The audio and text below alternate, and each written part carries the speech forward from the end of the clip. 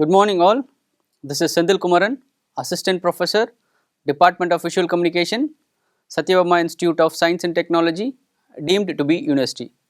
Today, in this video lecture, we are going to see about a better understanding of font. How can we understand font better? We can understand font better with font style, font size, cases, serif versus sans serif. As we all seen what is style size in the previous slide, we will just move on to kerning.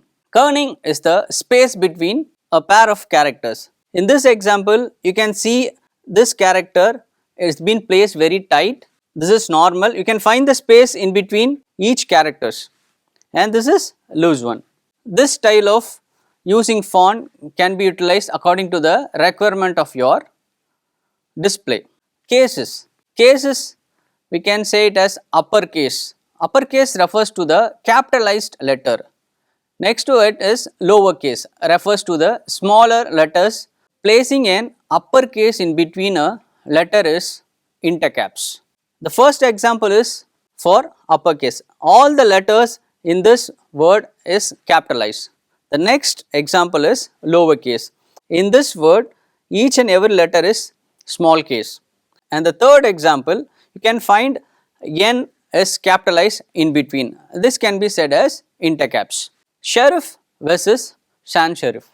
Serif is the letter with a small decorative stroke at its end. We can take Times New Roman font as an example for serif. You can see a small decorative edges at the end of each letters. Next to is sans serif. Sans serif will have a flat end, that is it does not have any stroke at its end. You can take Arial as the example for sans serif. First, in Times New Roman it can be used in a body text, and for Arial it can be used for headlines or for any bold statement. So, this is the difference between serif and sans serif.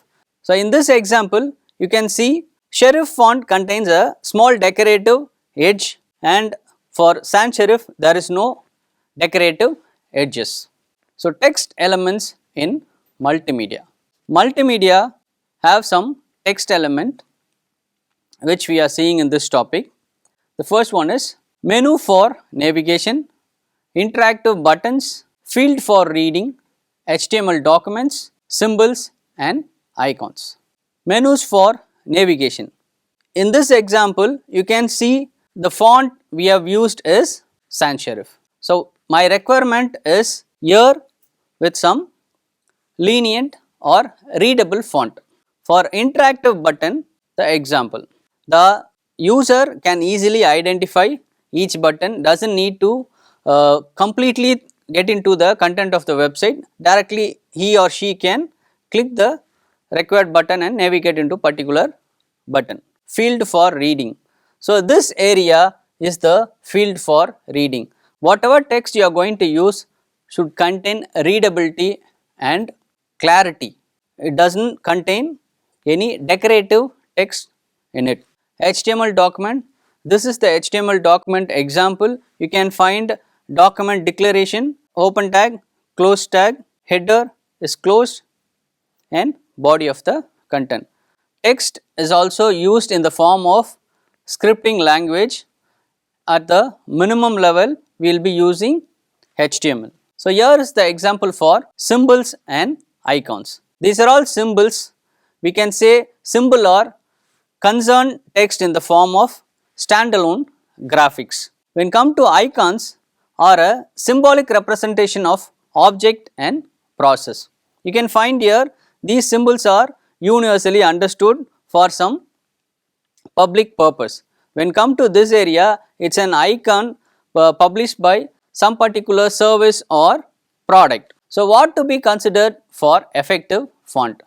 The first one is legibility and readability. Next one is avoid too many fonts. Use purposeful colors, use anti-aliased text, minimize centered text, use animated text to grab the attention of the viewers. So, we will see some example for good legibility. You can easily read this passage, but when come to this area, you cannot read the passage because the content which you have presented is not with proper alignment and spacing. Avoid too many fonts.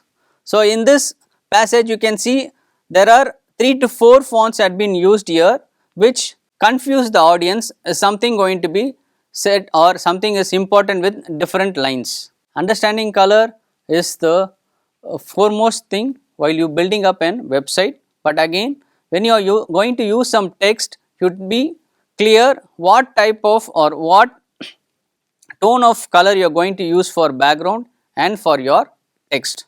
So, aliased text and anti-aliased text. When we use aliased text, you can see the edges is been with the more pixelated.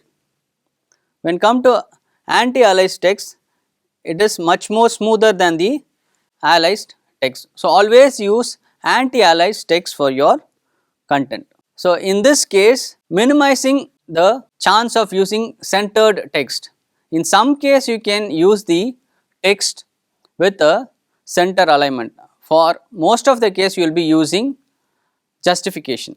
The last one is animated text. Whenever using some important text, you may use it with an animation so that it can be grabbing the attention of the audience or the user. From this video lecture, you can able to understand what is text and the purpose of text in multimedia.